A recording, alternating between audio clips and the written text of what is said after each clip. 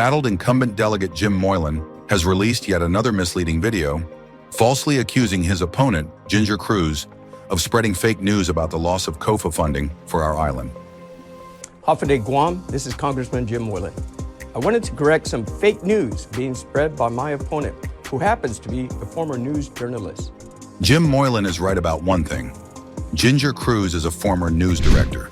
She knows how to cover the issues that matter most to Guam, like the island's media, which did a great job extensively covering the fact that compact impact funding for Guam was eliminated from the 2024 COFA renewal deal.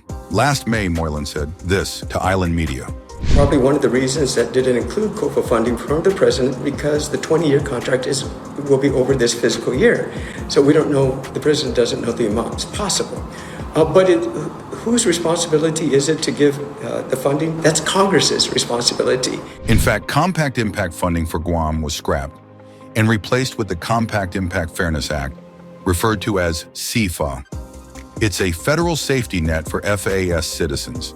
That works in Hawaii, but it does not fully cover them in Guam. Jim even brought to Guam an entire congressional delegation to hear our local officials plea for help related to any renewal agreement for the costs shouldered by Guam taxpayers to host FSM immigrants.